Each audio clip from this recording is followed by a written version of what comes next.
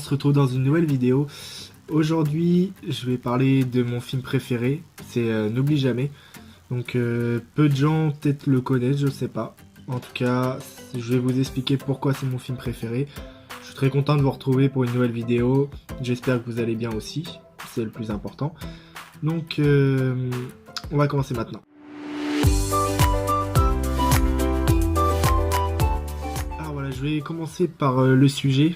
C'est que c'est mon film préféré et c'est pas par hasard, puisque que ce soit niveau scénario, le jeu d'acteur, enfin du moins les jeux d'acteurs, que ce soit les personnages et même un petit peu la mise en scène d'époque. Vraiment tout dans ce film me passionne, me plaît. Je sais pas si vous avez été nombreux à l'avoir vu, mais en tout cas c'est pour moi un film que je recommande parmi tous. C'est vraiment celui que je préfère le plus et c'est pas par hasard. Donc on va se concentrer à la fois sur les acteurs, les personnages, et aussi surtout sur l'histoire, puisque c'est ce qui marque le plus et c'est ce qui est le plus intéressant dans un film après tout. Donc on va se pencher plus sur les acteurs qui sont très connus, entre Rachel McAdams et puis Ryan Gosling, qui ont été tous les deux dans la vraie vie en couple aussi. Donc ce qui fait que le film, pour moi, je le vois sous un autre angle, puisque je les imagine vraiment comme ça dans la vraie vie, et je trouve ça trop romantique, trop mignon. Et le fait que à cette époque-là, ils ont choisi Ryan Gosling parce qu'ils voulaient un personnage qui n'était pas forcément très attirant, chose qui n'est pas forcément fausse, mais au final, on trouve quand même un charme dans le personnage, puisque l'acteur n'est pas si moche que ça dans le fond quand on regarde. Surtout à l'heure actuelle, du moins.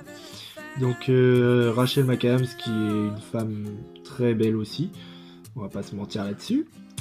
Et le fait que ce soit une époque assez vieille, le fait qu'ils sont habillés un petit peu de l'époque, le décor, la mise en scène, tout ça, je trouve que c'est vraiment un univers qui nous met super bien à l'aise.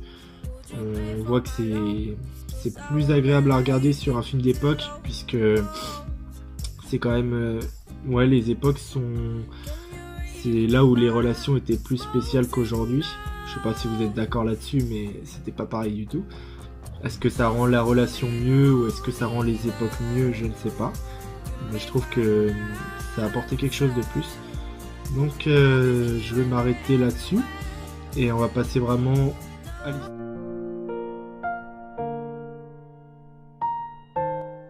Pour commencer, je vais devoir spoiler, puisque si je vous le recommande, il faut que je vous dise pourquoi, il faut que je vous explique tout. Donc on va commencer maintenant avec le spoil. Donc c'est l'histoire de Noah et Ali. C'est deux personnages très différents, puisque Ali c'est une femme de la ville, de base des parents riches, et c'est une artiste aussi, c'est vrai, à sa façon, avec la peinture et puis son style en général. Après, il y a Noah qui est complètement l'opposé, c'est quelqu'un de pauvre qui gagne 10 cents de l'heure, si je me trompe pas, dans une série. Et c'est un personnage qui est marquant, puisque c'est un peu un forceur quand même. Avec les filles, il est genre là, quand tu vois de la scène d'ouverture, où où ils sont tous les deux à la fête foraine, et qui, avant de grimper sur la roue, quand il lui fait du rentre dedans pour lui dire voilà qu'elle lui a tapé dans l'œil, et ça se voit à son regard juste là que justement c'est le coup de foudre pour lui. On pourrait se dire un peu à la manière de Roméo et Juliette dans le film avec DiCaprio, quand tu vois que Roméo il flash direct sur Juliette et tu sens que c'est différent, et que même son cousin lui dit ouais, c'était pas la même fille que tu m'avais parlé il y a quelques jours, et il dit non, celle-là c'est du passé. Et on voit que Noah c'est un peu le même genre, il est un petit peu du style à dire on s'en fout des autres, j'ai flashé sur une personne, je m'arrête dessus. Et j'admire ça, parce que je trouve ça vraiment admirable, ce genre de mentalité là.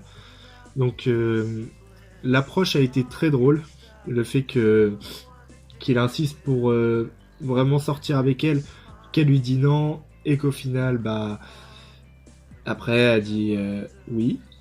Et le truc qui était drôle, c'est que moi, ce qui m'a fait beaucoup rire, c'est qu'il insiste quand même, il dit vas-y, redis-le que je sois sûr. et que au moment où elle lui dit oui, on va sortir ensemble, et que tu le vois malin comme il est, oui, bah d'accord, on va y aller alors, on va sortir ensemble. Comme si limite c'était elle qui insistait pour sortir avec lui. J'ai trouvé ça vraiment drôle. Ça montre un petit peu un côté attachant au personnage. Donc dans cette histoire, voilà, il y a un mélange entre deux scènes, entre la scène adulte, où ils sont un petit peu à l'âge où ils commencent à être adultes, et les scènes où ils sont vraiment vieux, en maison de retraite.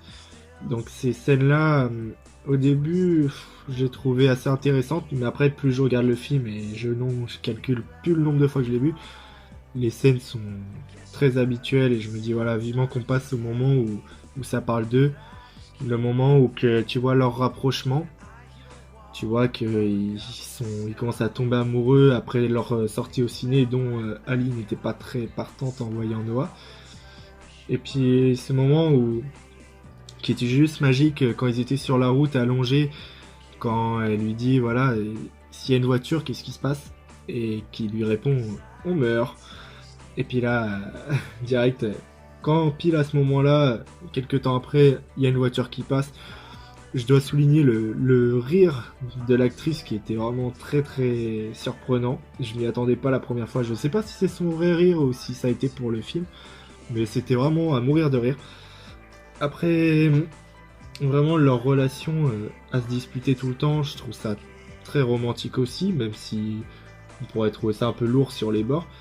Mais leur complicité, le moment où ils mangent la glace, le moment où ils se chamaillent dans la voiture aussi, c'est des scènes qui m'ont vraiment marqué, qui étaient super top à regarder. Vraiment, ce film-là, je l'adore parce que tu vois que il nous faut ressentir un petit peu les émotions des acteurs, enfin des personnages. Quand tu vois Ali qui lui manque, il essaie de la combler, de combler ce manque-là avec la veuve. Après, voilà, c'est compréhensible. Si vraiment c'était l'amour de sa vie, il n'a pas forcément envie de la quitter. Donc, il n'a pas eu trop le choix à ce moment-là. C'était une scène très triste, le moment de se séparer, mais le plus intéressant, ça a été quand la maison où ils ont fait leur première fois, où ils ont failli peut-être la faire du moins, et ben, quand il l'a rebâti totalement, tu te dis waouh, il a eu un cran, il l'en voulait quoi, il voulait vraiment la récupérer. Et le fait qu'elle allait se marier, justement, c'est vraiment dommage. Après, j'ai pas trop aimé son mari sur le coup, même si l'acteur est quelqu'un de très connu et c'est un très bon acteur. Mais le personnage, je le trouve un peu trop parfait. Noah, c'est un mec imparfait, mais il apporte quelque chose de plus joyeux, plus agréable à vivre. Alors que à son mec, son futur mari, c'est pas trop ça quoi. Il est amusant, sympa, mais il est beaucoup trop superficiel à mon goût.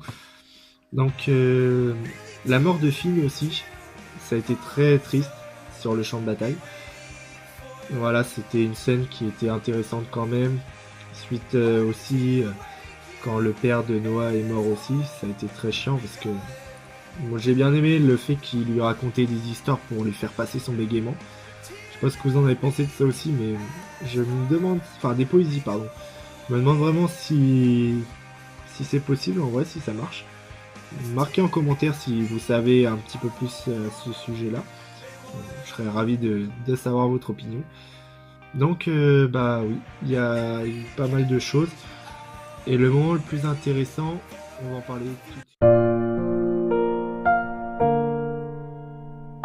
Le moment ultime, c'est la scène que je préfère le plus, quand elle est revenue petit à petit. Le moment du lac, principalement. C'était vraiment un moment épique parce que c'était à la fois romantique, il y a eu pas mal de belles choses dont je ne vous montrerai que en vidéo. Après, ce que j'ai adoré, c'était le moment où il commence à pleuvoir, qu'il rigole pour rien et que après là, c'est parti d'un coup. Qu'elle lui demande pourquoi tu m'as pas écrit, et qui lui dit je t'ai écrit 365 lettres si je ne me trompe pas, une par jour pendant 5 ans je crois. Et non, pendant 7 longues années, c'est ça. Et le fait que, à un moment qu'il lui dit c'était pas fini pour moi et ça l'est toujours pas, tu sens qu'il s'impose, tu sens que on est dans le romantisme pur Et ça, c'est tellement balèze. Je suis archi fan de ce moment-là. Il y a un moment aussi que j'ai pas vu. Je pense que ouais, c'était dans les scènes coupées. Une scène dans la baignoire où que tu les voyais en train de se laver tous les deux. C'était dommage qu'ils la mettent pas dans le film. Puisque le romantisme était vraiment au top du top. Je pense qu'on en rêve tous quand on est en couple. Après, la scène où limite elle doit repartir auprès de son mari, à ce moment-là j'y croyais plus, je me suis dit purée, elle lui fait ce coup là, c'est vraiment pas cool. Et le fait qu'elle s'engueule avec lui, le moment de leur dispute qui était vraiment génial, le moment qu'elle lui dit que c'est un enfoiré, parce que dans ce qu'il dit, il la touche dans son ego, et qu'il lui dit voilà, tu dis que je suis un... Ah, je sais pas. En gros, il l'insulte. Le fait que lui, il lui dit que c'est une emmerdeuse à 99% du temps. Après, on connaît tous la suite. C'est une scène qui est tellement belle. Et tu sens que au moment, ce qui est vraiment bien joué quand même par les acteurs, le moment où il lui dit je te veux chaque jour près de moi, toi et moi pour toujours, et que tu vois la réaction de l'actrice quand il dit ça, justement, j'ai trouvé ça tellement bien joué, parce que n'importe quelle personne qui serait touchée par les mots comme ça de la personne qu'il aime, je trouve que c'était vraiment très bien interprété. Donc il fallait vraiment le souligner ça. Donc dites-moi ce que vous avez pensé de ce passage-là, parce que c'est un moment culte qu'on voit souvent. Je l'ai vu dans le film Comment tuer son boss, quand il attend dans la voiture et tu vois cette scène-là, le mec trop ému. C'était vraiment très sympathique de voir des scènes dessus dans d'autres films. Donc c'est pour moi vraiment un bon moment. Le moment aussi, pour revenir un petit peu à l'âge vieux, excusez-moi pour le langage, ce moment-là où que tu vois qu'elle a perdu quasiment toute sa mémoire et qu'elle se rappelle plus de rien et qu'il faut lui relire toutes les histoires à chaque fois dans son livre pour qu'elle puisse lui revenir. C'est vraiment très triste, puisque quand ils font leur dîner et que elle finit par se souvenir, mais après qu'elle a oublié, et que tu sens la détresse justement de Noah quand on voit qu'elle a oublié. Ça m'a fait mal au cœur sur le moment, parce que c'est très dur. On s'imagine à sa place dans la réalité, et beaucoup ont sûrement vécu ça. Je compatis à ça, et c'est vraiment pas facile, je pense. J'en suis sûr. J'en suis très sûr. Mais le fait qu'il se retrouve toujours à arriver à un moment donné, c'est fort, faut de la patience. Je pense que tout le monde ne l'a pas, et ça c'est incroyable. Après, vraiment, le moment de la fin était très particulier, parce que je me suis toujours posé la question s'ils mouraient au moment où on est sur la scène finale, ou s'ils s'endorment juste, et puis on laisse imaginer qu'un jour ça arrivera. Et puis revenir à un moment où elle revient avec ses valises et que là elle fait son haussement comme ça, l'air de dire désolé, mais ben voilà, et que lui il est soulagé, tu sens qu'il trouve rien à dire mis à part de lui sourire parce qu'il est heureux de l'avoir. C'est une scène qui est complètement magique, et vraiment c'est sur ça que je vais terminer cette vidéo, puisque ce film là, tous ces petits détails, c'est ce qui fait que le film est tellement parfait. Je sais que vous allez le regarder, vous allez soit être ému, soit ça va vous donner envie d'être amoureux. Franchement, il fait ressentir plein de choses. C'est vraiment un film magique. Je le recommande vraiment vivement. Si vous ne l'avez pas vu, foncez voir une bande-annonce. Et puis, je vous dis à une prochaine vidéo. C'était Rudy.